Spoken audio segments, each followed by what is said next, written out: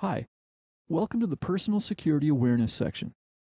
While most of our training and education content is geared towards security topics for organizations, we want to also provide suggestions for how individuals can be safe on the internet. Security products and technologies provide protection, but as individual computer users, we can learn to use safe behaviors as well. We'll go over a handful of topics here, such as passwords, how to recognize a phishing attack, importance of backups, and more. By learning what actions you can take as an individual user, you can avoid common traps and reduce your risks online. So let's start with passwords. The original idea of passwords is to allow access to a system or an application based on something only you would know. You choose your password, and you want to log in, the system will ask you for your password. You type it in, and it will grant you access. So it's all about something you know. Other people wouldn't know it, so they wouldn't get access. Now, this might be fine if you only access one system ever. But today, we have to access many systems and many websites and many applications and operating systems on different computers, and they all want a password. And this can be daunting. So many passwords. So an understandable response that a lot of people take is to have only one password, and they use the same password for everything. Makes it simple to only have one thing to remember. However, this isn't good. If the bad guys break into any of these systems that you have an account on, and they can get your password from that system, then they have your password on all the other systems you use as well. So the first recommendation we're going to make is that you use different passwords for each system and website that you log into. That way, if the bad guys break into one of those systems, they'll only have the password for that one system. All the remaining systems will still be inaccessible to them. Now I know what you're going to say, I can't remember all these passwords, and that's understandable. Fortunately, there are apps called password managers that will save the passwords for you and securely let you retrieve them when you need them. We're not going to recommend a specific password manager because everyone's needs are different, but ask around, do some research, and find one that works for you. Just one suggestion though, be careful where the password manager stores your passwords. If it's in the cloud or any off-device storage, then any attack on that storage will possibly give the bad guys all your passwords. So we have different passwords for each system, and that will help keep you more secure, but you also need to change them on a regular basis. Your employer may enforce this on some of the systems where you work, and that's a good thing. I know it's a pain, but any breach, any compromise of your credentials will only lead to a temporary vulnerability. Again, a password manager will help here. And this brings us to two-factor authentication. Recently, many vendors have been deploying two-factor authentication.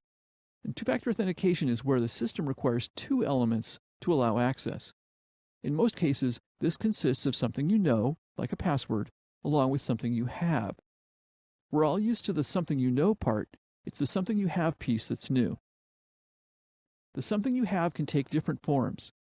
The most classic form is a physical token that has a display that shows a number that changes regularly. When those are used, you look at the display and enter whatever it says on the login prompt along with your password. The hardware token is synchronized with the system that you're logging into. By using this, even if your password is compromised, an attacker won't be successful without the hardware token. And because it's constantly changing, even if an attacker sees what you enter from the token, it's likely no longer valid. Another option is a software token. These often take the form of an app loaded on a smartphone. The way they work is the same as the hardware token, but you use your smartphone to call up the code. And finally, some systems simply issue a one-time code to allow you access. This code is transmitted to you in a secure way that's set up in advance. The recommendation here is that if a vendor has an option for two-factor authentication, generally it's going to be more secure than just the password alone. Now let's talk about email. Email accounts for over 50% of malware transmissions. A common form of these malware transmissions are in the form of attachments. If you get an email that has an attachment and the email is from someone you don't know, you probably shouldn't open the attachment. Let's back up and talk about how these emails got to you in the first place. No matter if it's a classic spam or phishing emails, someone got your email address and it's been passed around amongst the spammers. While it's difficult to keep your email address completely secret, there are ways to make your email address seem less valuable to spammers. One of the more effective ways is to set your email client to not display downloaded graphic images.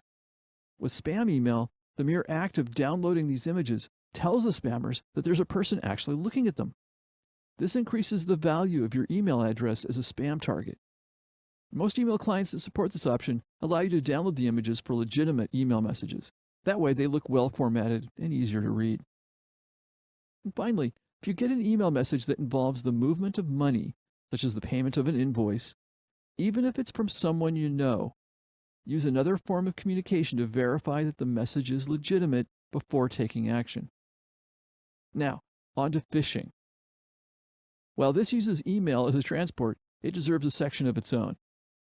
Phishing is where an email gets sent that is masquerading as coming from a sender that you know in an effort to get you to supply sensitive information such as passwords or other credentials, account numbers, credit card numbers, and so forth. These emails look like they legitimately come from the sources you trust, and it can be very hard to tell that they're fake. But there are clues that you can look for to see that they are in fact fake. Let's take a look at some of those clues now. Okay, here's an email that looks like it came from Facebook. Let's look at a few things to see if this is a phishing email or it's a legitimate email. First thing to look at is whether or not it's being sent by Facebook itself. So we look at the sender, and it says something here that looks a little funny. If this person really is a project manager at Facebook, I guess that could happen. I don't think he's going to be sending me notification emails personally. But let's take a look at the email address underneath this. So on my email browser, I just click on this, and it shows me an email address right here. And no, that's not at Facebook. That's at some other domain, and so it's not Facebook. Okay, so that's clue number one, that this is not legitimate. Let's take a look at some other areas here. Now, here's some links.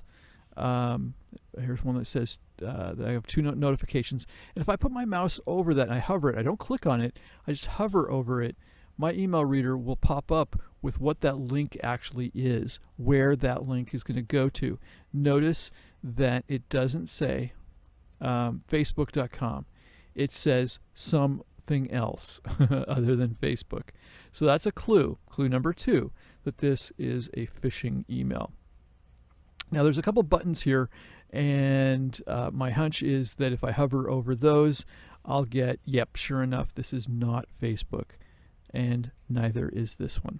Okay, there's an unsubscribe button here. If I click on that, if I just hover over it, I mean, where does that go? That goes to someplace other than Facebook. So this is a phishing email. This is not legitimate. This is not real.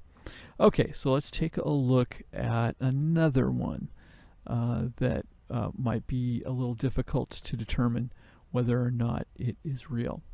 This one says it's from Amazon.com, and it's telling me that I've canceled an order. Now, I didn't place an order from Amazon around this date, so I'm a little curious.